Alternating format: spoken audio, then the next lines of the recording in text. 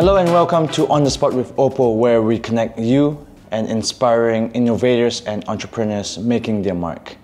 Today we are shooting from beautiful Bali, where we have the exclusive Finance Club event in launch with the Find X8 series.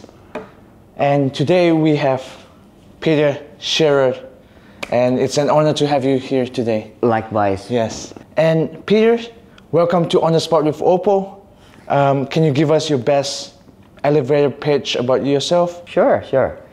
Hi everyone, my name is Peter Shearer. I'm founder and CEO of Wahyoo Group. So we are an Indonesian startup founded in 2017. We are dedicated to empowering small eateries in Indonesia by digitizing their operational and enhancing their business capabilities. So by this year, we just launched Wahyoo Ventures, which is, I would say, like a platform to bridge a funding gap for these F&B SMEs by connecting them to the investors.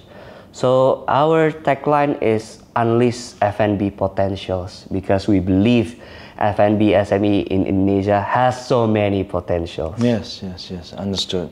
Wow, lucky you being in the food industry. And lucky I'm in Indonesia. Oh yeah, definitely.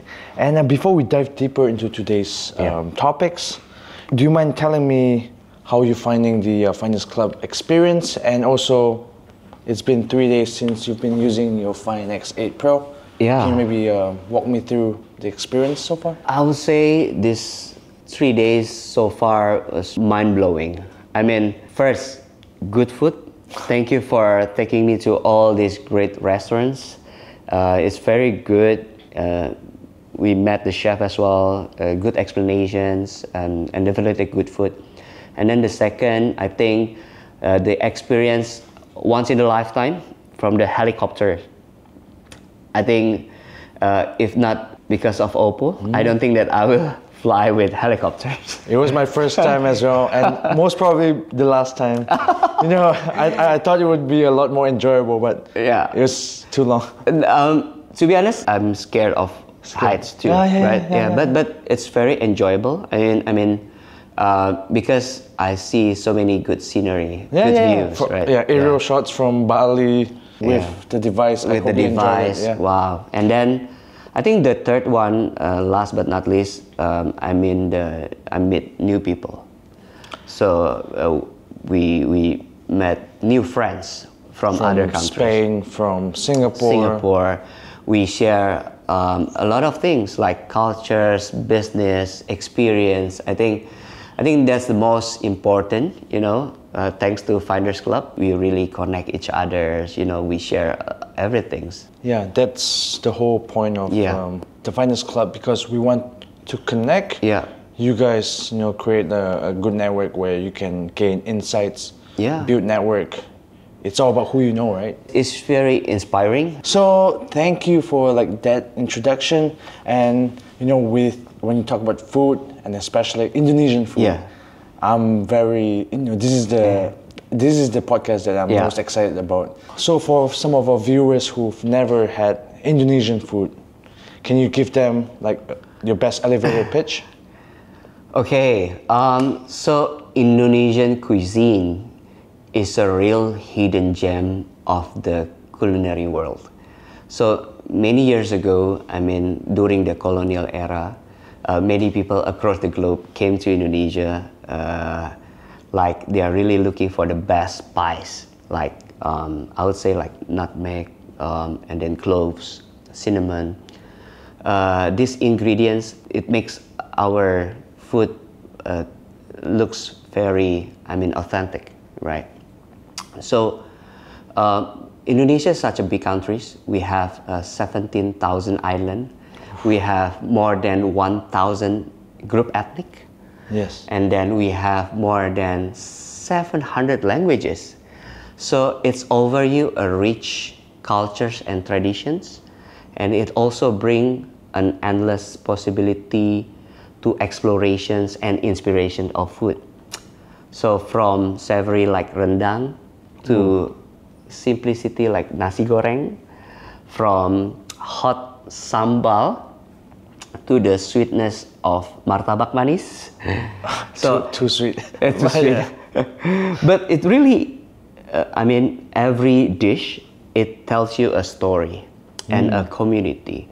So I would say, to be honest, Indonesian food not only offers you a food, but also offer you the experience of Indonesia richness and diversity on a plate. Definitely. So let's bring the taste of Indonesia to the world. Okay, you sold me on Indonesian food now. I'm convinced from your pitch. But Indonesian food, when I go outside of Indonesia, I don't see a lot of Indonesian food. Why do you think Indonesian food haven't captured the global spotlight yet? Like, why? Yeah, I think we need to learn from the success story of Thailand. Like, you know, the government really support if their citizens want to open a Thai restaurant outside their country. The government really support in terms of like ingredients, and then they support also the funding, right? They support also the marketing, the promoting.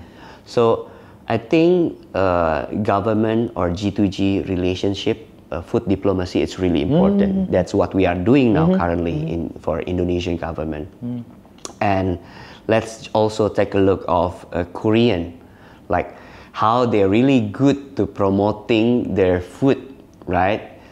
Through creative K-pop stars, right? K-pop and then K-drama. It's something really attract people want to try, right? Yes. So I think that's something that Indonesian government or foodpreneur should learn how to promote, like Thailand and Korea. Okay. Yeah. So take some lessons from, you know, Thai food, Korean food. They're very popular. And I would say like a lot of the K-drama, Thai advertisements really just it's really like make people curious, want to try it. And then and then I want to add that I think we need to push Indonesian restaurant also outside the country, you know, because it's very rare to find one. For example, like in Korea, I heard it's only like 40 Indonesian restaurants, right? And then if they heard about Indonesia, I believe they want to try, right? But it's very hard to find. So that's why hopefully in the near future, we could expand a lot of Indonesian restaurants. So that's why Wahyoo here. But I want to focus on your business. So you mentioned Wahyoo is helping a lot of like local, like small, medium enterprises to help them digitalize, improve their work processes. But now it's done in a local scale. Do you have any plans to empower like global businesses as well, or are you just scoping your business in Indonesia? Yeah, of course. It's like everyone's dreams. Like even in our vision, like we state that we want to make Indonesian food popular outside Indonesia. I think what we are doing now, currently we're still fixing or perfecting in the local market first, and definitely we want to help this their dream. They want to expand, right? Not only in nation, but also like outside Indonesia. So we want to make their vision come true. We want to make their dream come true. So what we do is actually we sort of like a doctor, like if you go to the doctor will check your body. So it's the same thing. We will check their business, we call it like the business checkup. So there are actually like 8 areas that we will check. First is the business strategy. Like we want to see what is their target, like how to win the market, right? And then the second one is about operational, like are they really efficient? Are they already using a system? And then the third one is financial. Are they have a proper financial report? Are they already using a system as well? And then the fourth one is the people, like how is their employees supporting the founders, the team is supporting the vision of the founders. And then the fifth one is about the product itself, like we really want to try, and then maybe there's some we can perfecting, or maybe there's some a new product innovation that we can help, and then branding, sales, and marketing. So these 8 areas that we really help. Yes. Please take me along the product testing next time. Of course. I'll work for free. You should. Like that's why people say like it's very hard to maintain your body if you work in F&B. This reminds me of a good quote: "Never trust a skinny cook." Yes, that's right. Yeah. And I have another question. Like when you're talking about like the systems, but I can imagine some of the mom and pop store. Maybe it's like a smaller. Like when you talk about like systems, strategies.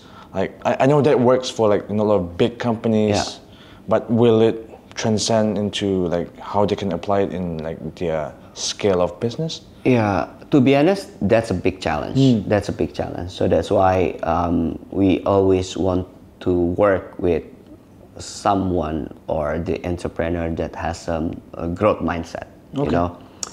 Because it takes two to tango, right? So so that's why we really look into foodpreneurs that maybe they have a very good mindset, they want to grow, so we nurture them, we mentoring them, so hopefully they can grow, and then after they grow, they can be like a pilot, like a success story for others, to inspire others to do the same things. Like, so that's what we are doing. We don't really like focusing on the quantity, but better quality.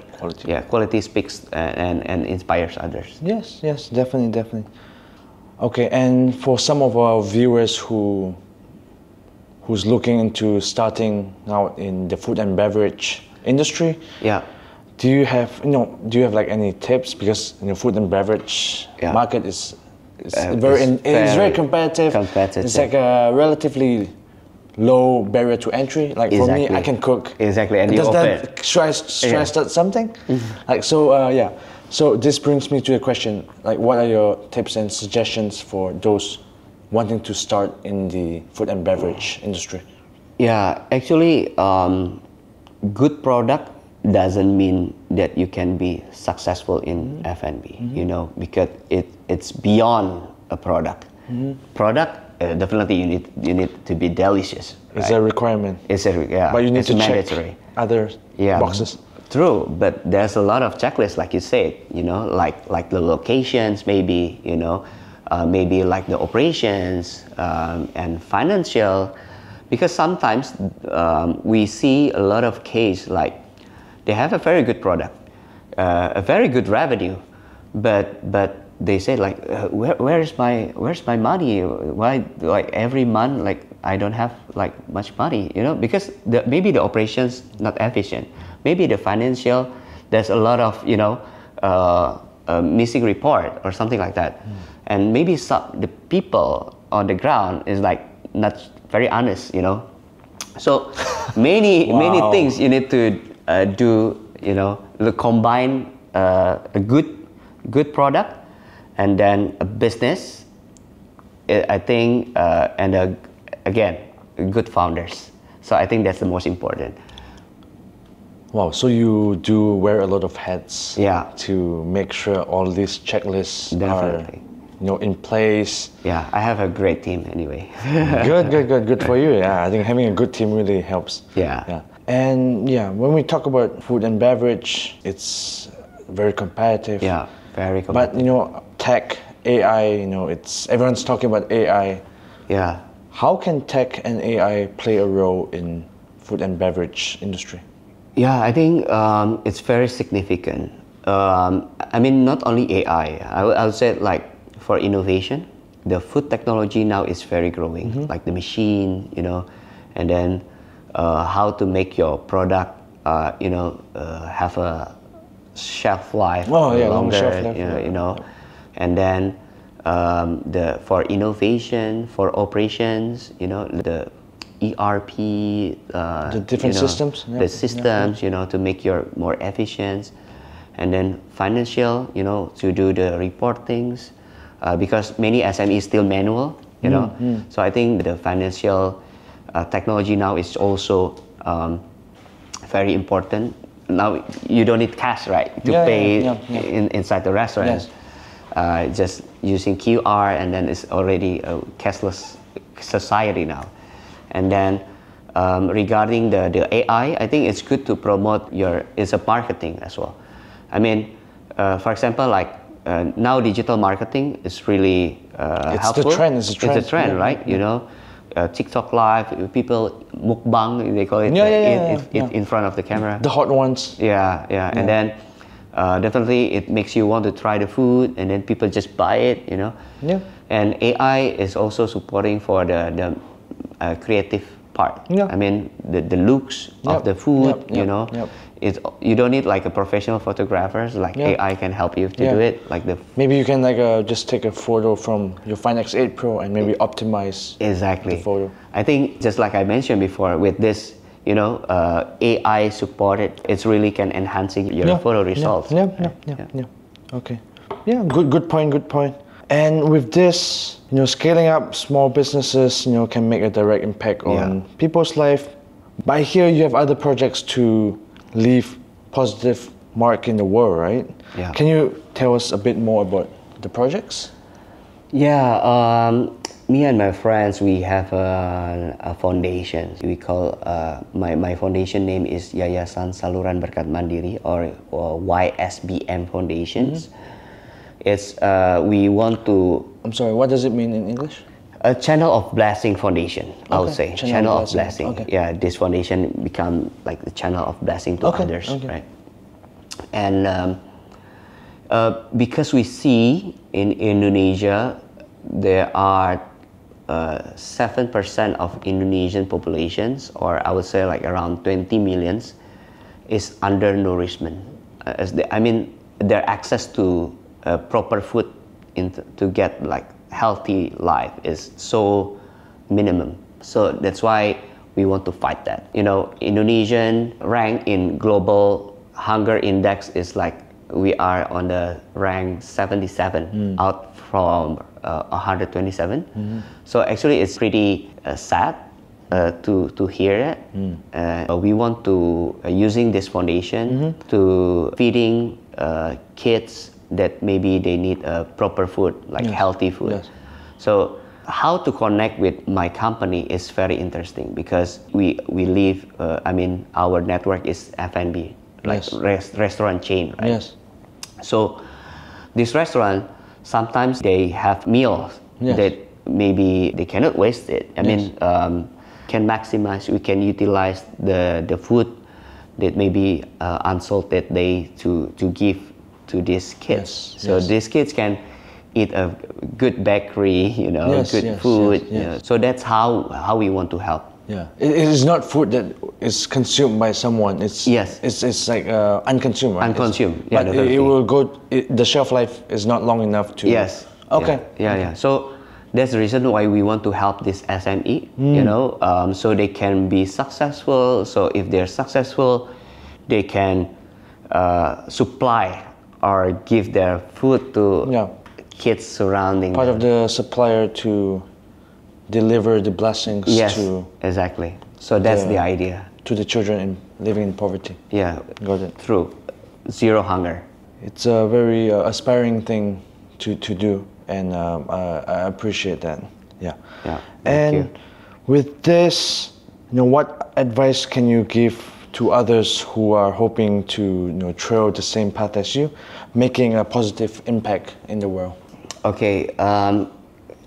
First is start with yourself. I mean, be the catalyst. Like, let's start from yourself. Don't wait, because you can wait until forever. But start now. Start with you, and then it must be from your heart. You know, I believe God put something in your heart to do something in this world. You know, so find that. Just like me, God put me something related with food and hunger. So follow your heart, right? It must be genuine. And then the second one, you need to inspire others too. You know, hopefully what you guys doing can inspire others to feel the same burden, to feel the same empathy. So I think first it start from your heart, and then you do the best, and then people can get inspired from what you do. So everyone can do the same thing. So yeah. Yeah, and it's a pleasure having you here. I really hope Indonesian food, starts to make its way to the global landscape.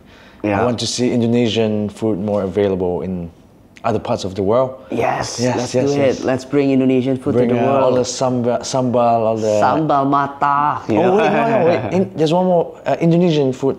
Indomie. I think it's very famous. Very famous. So very popular. Indomie is very famous, but it comes in like in a pack, right? Indomie from Indonesia, Yeah. Because some country claim it like Indomie from our country. No, Indomie from Indonesia. You can get from the name brand itself, Indo, right? Yeah. What are your favorite foods from Indonesia? Indomie? No. What are your favorite foods from Indonesia? For me, it's rendang. Top one. I love like kind of soupy, so soto. Soto. I like soto. Do you know like Indonesia has like 70 soto different across Indonesia? I wouldn't be surprised. Yeah. It's already so many different islands, so many different exactly ethnicities. We have like a lot of different type of soto. So I love to try like every single soto. And even with the soto, every family makes the soto. Or for example, soto ayam. Yeah. It's gonna taste like a million ways for a million people that cooks it, right? Yeah. So there's so much different variations. Yeah. One of my favorites, soto Medan, because my mom from Medan. Okay. Peter, it's been wonderful having you here and learning from your valuable insights and experiences. Thank you for your time. Thank you. You're welcome. Thank you. Yeah. Mari kita makan lagi. Mari kita makan ya. enak. Makan enak. Yes. And that's it for this episode of On the Spot with OPPO with Peter Shearer. Thank you. Thank you, everyone.